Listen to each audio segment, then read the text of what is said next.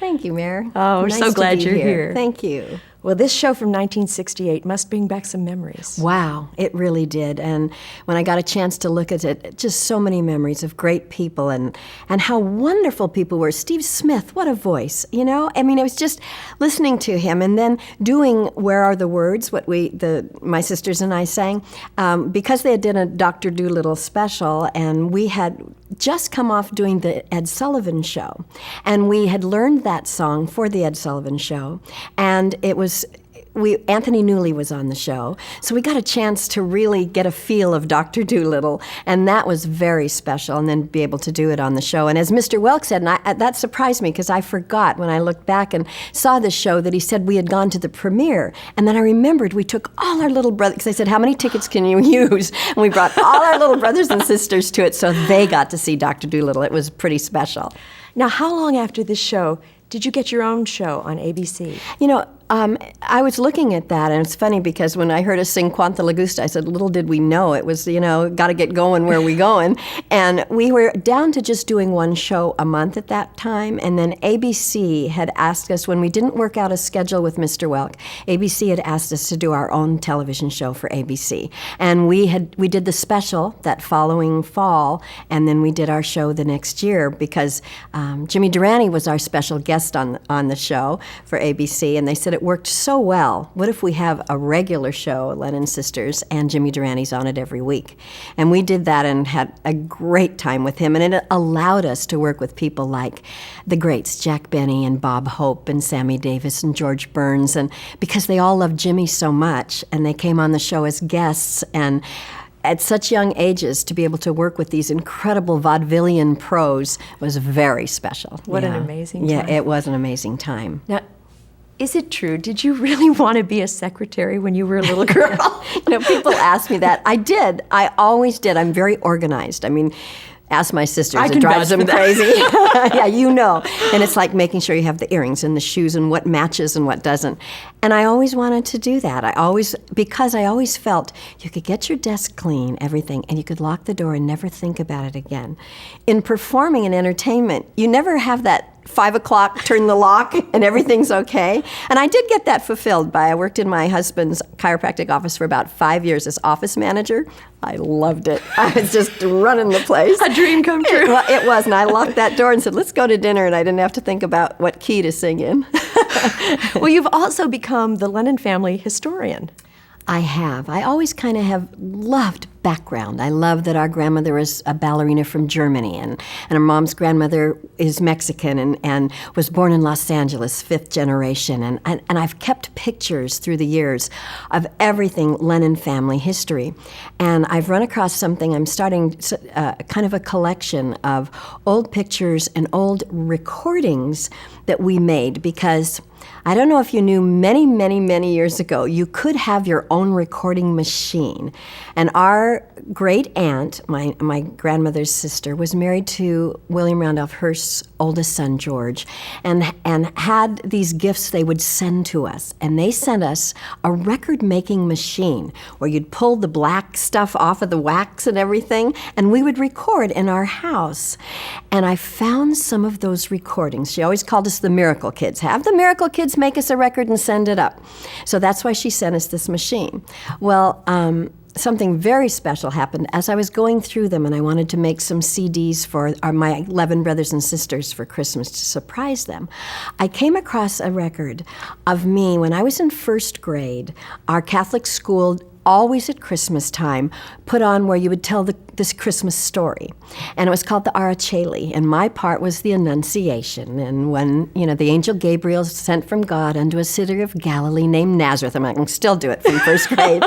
And Daddy wanted me to record that and put it on a record. Well, what I found, which gets really emotional, is me on this record doing the Araceli, the Christmas song, and Daddy behind singing Ave Maria. Oh. And I found this record. I went, oh my gosh, because we have a few things of Daddy singing. He was a beautiful Irish tenor. And now I have that record that we're going to be making, and I'm going to surprise, if they don't see the show, my brothers and sisters with having copies of that. Mm-hmm. Oh, what treasure. Oh, We have such wonderful treasures. We've been very blessed with so many people sending us pictures and stories, and so I have quite an archive in my house. Your secretarial skills have come into good See, use. it works. Yeah, it does. Well, you and Janet have started a project that's really dear to your hearts. This is a dream come true. When Janet and I were little, we always called each other best pals, and we were the best cowboys together, and we used to sit and sing to our favorite dolls, our rag dolls that were made for us by our grandmother Nana and our mom when Janet was just 3 and I was 6. And we loved those little dolls, took them on the road with us with Mr. Welk, played with the dolls, and a few years ago, we decided to record a children's album, and we decided to reproduce the Ragdolls, which we still have. I have them here. The originals? They're over 60 years old, 50, I think they're 57 years old, of the original dolls that were made for us by Nana and Mom. And they're in beautiful shape. They really are. We've loved them to death, and yet we've taken care of them. We've treasured them. And we really felt there was a hole in the toy industry for a simpler time, for little girls to stay longer, a little longer. And we thought that there would be an option for this kind of a rag doll again. And so we have reproduced them right down to the vintage fabric. Here they are in reproductions. And I know we've talked to so many of our loyal fans before about it, and they've been so thrilled with them. So these are our rag dolls. They're just really incredible. We are so proud, and this is something Janet and I are, it takes so much time up, but it's a dream come true. It is something we have planned for so long, and it's here, it's happened. And it's kind of a tribute back to Mom and Nana's spirits, or every one of these dolls, and to see them come and happen is so beautiful, and we've had an incredible reaction to them everywhere. And your sister Peggy was involved in doing some of the original artwork She at the did. beginning She of the did project. the original artwork on the Best Pals, the 2 little girls, and she wrote a little book about how we started as little best pals and grew up singing and decided to make rag dolls. And so she was involved, and Peg is a part of that has been kind of unique and special for it at the beginning. Oh, it has to mean so much Oh, to it you. does. It's incredible. Yes. Well, now, you started out with the Kathy and Janet dolls. Right. But you've also branched out. We are very excited about this. We have just come to, we've been wanting to do this from the beginning. We have multicultural dolls. So we have our same rag doll, but made in the different ethnic, for the children to be able to relate to what they are, to love little rag dolls. And this is Sophia. We just love her. Kind of, my mother-in-law's name is Sophia. And this is after Mom. This is Isabel. Oh. And that's our mom's name and our grandmother's name. So here's our little Isabel. And the clothes are like from first grade, like Janet and my clothes. I mean, they really are. And this is Lily. We just loved Lily. Oh. So those are our 3 new dolls. It has to be successful. There's so much love behind it. There is. Thank you, Mary. Thank you very much. What's next for you? Oh, wow. We have a lot more product that is coming in, like I said, like these dolls and the pets and all.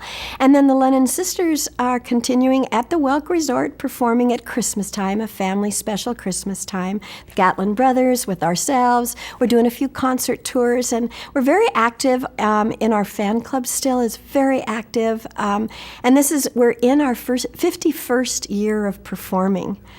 We're not even 51 years old. And here we None are. of us are.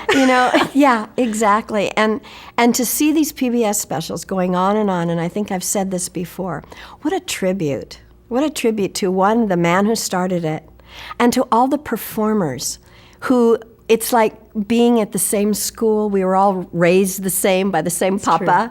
And we're on time. We know our schedule. We know our songs. The professionalism that this show brought to our years of now experience has been incredible and remarkable. And I think everyone along the way, being with all the performers, brings back just, your heart is just full of all the love that started way back for us at Christmas Eve 1955. We've all been so lucky to be together. Haven't we? And Haven't thank we? you. Thank you for being with us. Thank you, Mary. Love you.